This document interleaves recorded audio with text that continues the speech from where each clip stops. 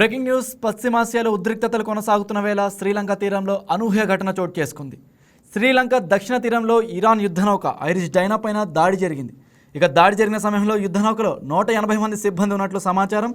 ఇక మునిగిపోతున్న యుద్ధనౌక నుంచి 32 మందిని శ్రీలంక నేవీ రక్షించగా 101 మంది గల్లంతయ్యారు. ఫిబ్రవరి 17న విశాఖలో జరిగిన ఐఎఫ్ఆర్లో పాల్గొన్న ఇరాన్ యుద్ధనౌక ఐరిష్ డైనా స్వదేశానికి తిరిగి వెళ్తుండగా సబ్మెరైన్తో అమెరికా దాడి చేసినట్లు తెలుస్తోంది. ఇక ఇదే అంశానికి సంబంధించి మరింత సమాచారం మా స్పెషల్ కరెస్పాండెంట్ దుర్గాప్రసాద్ అందిస్తారు. Yes, good evening Durgaprasad. ఇక శ్రీలంక దక్షిణ తీరంలో ఇరాన్ యుద్ధనౌక ఐరిష్ డైనాపై దాడి జరిగినట్లు తెలుస్తోంది. దీనికి సంబంధించి మీరేమంటారు? ఇంకా ఇరాన్, అమెరికా, ఇజ్రాయిల్ మధ్య యుద్ధం నేపథ్యంలో కీలక పరిణామాలు చోటు చేసుకుంటున్నాయి. యుద్ధం తీవ్రంగా జరుగుతున్న వేళ శ్రీలంక తీరంలో ఇరాన్ యుద్ధనౌక ఐరిష్ డైనాపై ఈరోజు దాడి చోటు చేసుకుంది. ఈ విషయం గురించి కూడా ప్రపంచ వ్యాప్తంగా ప్రజెంట్ కలకలం రేగుతుంది. ఈ నౌక విశాఖలో జరిగిన మొన్న రీసెంట్ గా ఫిబ్రవరి 17 జరిగిన మిలాన్లో పాల్గొని ఇరాన్ దేశానికి తిరిగి వెళ్తుంది.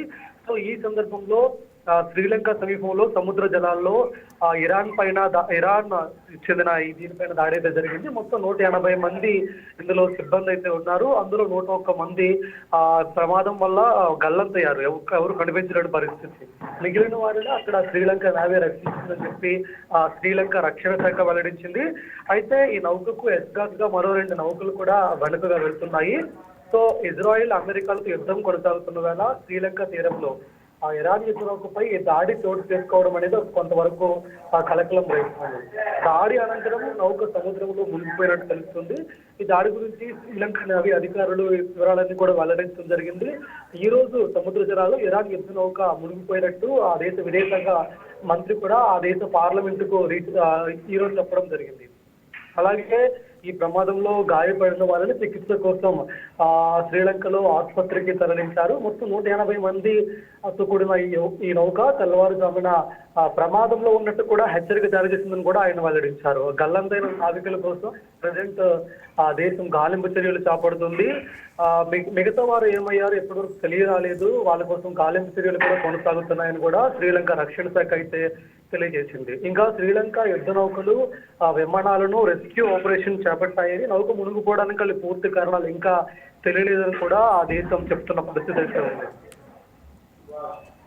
ఓకే ప్రసాద్. ఇక ఈ దాడిలో అదే అమెరికాకు సంబంధించిన సబ్మెరైన్ దాడి చేసినట్లు ఆరోపణలు ఉన్నాయి కదా, దీనిపైన ఏమైనా అధికార స్పందన ఏమైనా వచ్చిందా?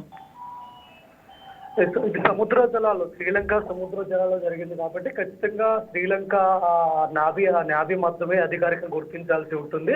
అంటే ప్రమాదం జరిగినట్టు నావీ ధృవీకరించింది. 180 మందిలో 101 మంది గల్లంతయ్యారు. మిగిలిన వారిని అయితే రక్షించారు. అయితే సబ్మరీన్ ఎలా ఈ యుద్ధనౌక ఎందుకు మునిగిపోయింది, ప్రమాదం ఏంటి అనేది ఇంకా పూర్తిగా వాళ్ళ నావీకి కూడా తెలుసుకోవాలి. దానికోసం ప్రజెంట్ వాళ్ళైతే గాలింపు చర్యలు చేపట్టారు. దీని గురించి మరికొంత సమయం పడుతుంది. నిజంగా అమెరికా సబ్మెరైన్ వల్ల యుద్ధ నౌక కూలిపోయింది లేదా టెక్నికల్ ఇష్యూ వల్ల కూలిపోయింది అనేది తెలియాల్సి ఉంది. ఎందుకంటే తెల్లవారుజామున యుద్ధ నౌక ప్రమాదంలో ఉందని ముందుగానే అక్కడ శ్రీలంక నావీకి వాళ్ళు సమాచారం అందించారు.